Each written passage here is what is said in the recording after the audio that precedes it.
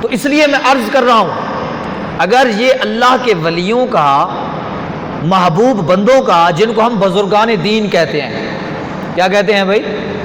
اور اگر اس کو تھوڑا سا سادے لفظوں میں کہو تو بابے بھی کہتے ہیں، یعنی جو بزرگ ہوتا ہے اس کو ہم بابا بھی کہتے ہیں نا،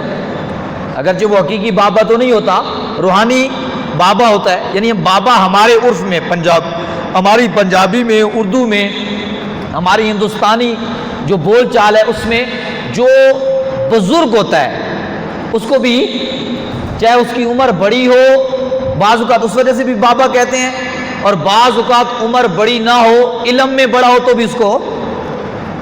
روحانی طور پہ بابا کہہ دیتے ہیں۔ تو اس لیے اب ہمیں یعنی بابا کہیں، بزرگان دین کہیں، اولیاء اللہ کہیں، اللہ کے محبوب بندے کہیں، ان کا اللہ کے محبوب بندے کہیں، ان کا اسلام میں اگر کوئی عمل دخل نہ ہوتا تو اللہ کا قرآن ان کی محبت کی بات کبھی نہ کرتا، رحمان ان کی محبت کے چرچے،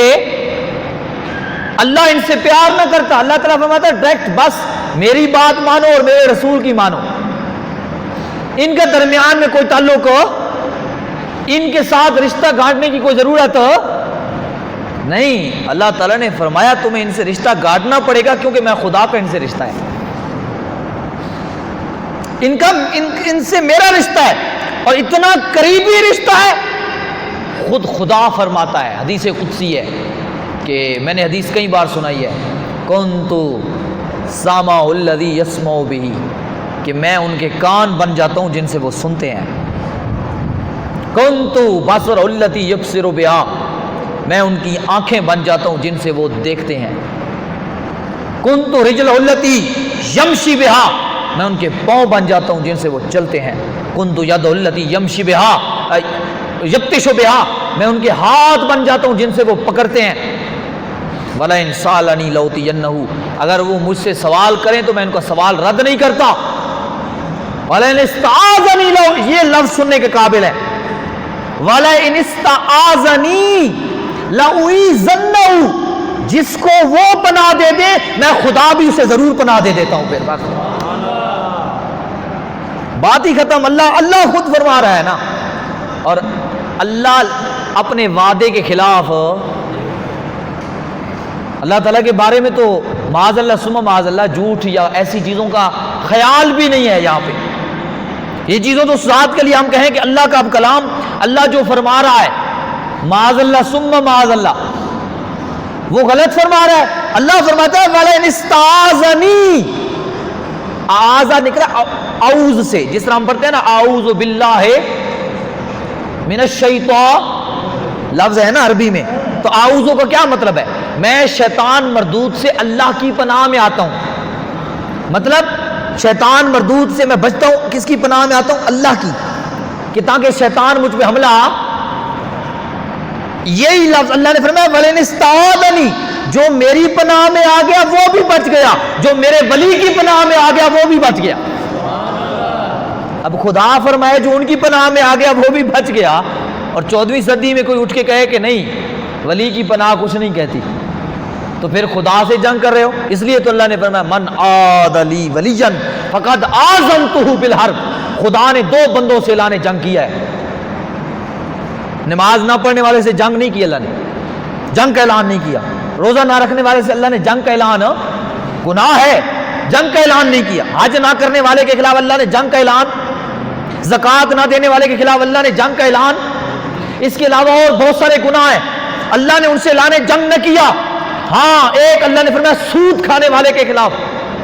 اللہ نے اعلان جنگ کیا ہے، اور دوسرا اللہ نے فرمایا میرا اس سے اعلان جنگ ہے جو میرے ولی سے دشمنی رکھتا ہے، من عاد لی ولیا، جس نے میرے ولی سے دشمنی، عداوت رکھی، عداوت، بغض، نفرت کی، تو فرمایا اس سے میں خدا فقط آذنتہ بالحرب، میں خدا اس سے میں جنگ کا اعلان کرتا ہوں۔ اب سوچئے جس سے خدا اعلان جنگ کر لے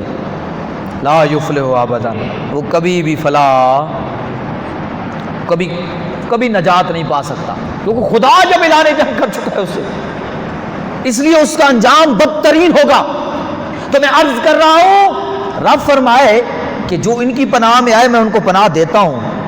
جو یہ مانگے میں ان کو۔ تو وہ کہیں، اب کوئی کہے کہ تم ولی کے پاس ڈائریکٹ خدا سے کیوں نہیں مانگتے؟ ہم کہتے ہیں مانگ دیں، تیرا مقام اتنا ہے تو مانگ، خدا سے مانگنے میں کوئی عذر اور خدا ہے وہ، اور تیرا اتنا تو اپنے آپ کو سمجھتا ہے تو خدا سے مانگ۔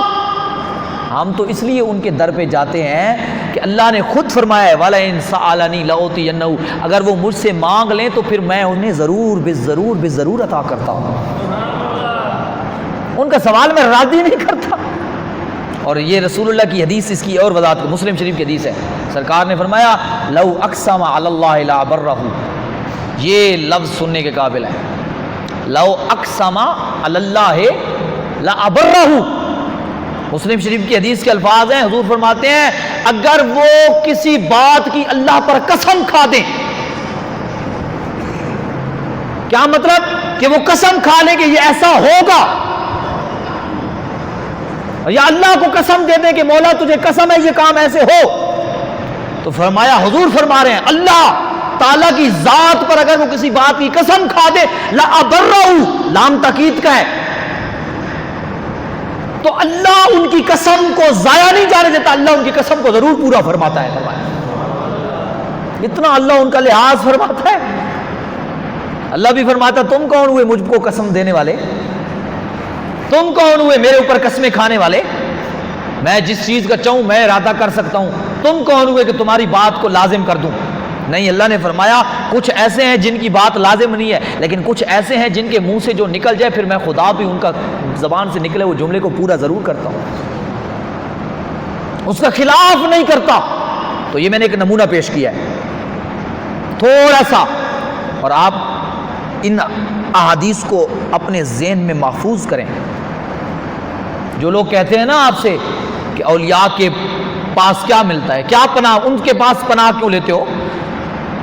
تو انہیں کہو خدا کہتا ہے میں انہیں پناہ دیتا ہوں جو ان کی پناہ میں آتے ہیں، ان سے کیوں مانگتے ہو؟ انہیں کہو انہوں نے خدا نے فرمایا جو یہ مانگتے ہیں میں انہیں ضرور دیتا ہوں، وہاں رد نہیں ہے۔ اس لیے صحابہ کرام علیہ رضوان، یہ حدیث موجود ہیں، میں نے مستدرک الحاکم کی حدیث آپ کو سنائی تھی، موضوع کہیں اور چلا جائے گا، میں صرف اشارہ کر رہا ہوں۔ رسول اللہ کے پاس آتے تھے، بخشش تو خدا سے کہیں بھی مانگی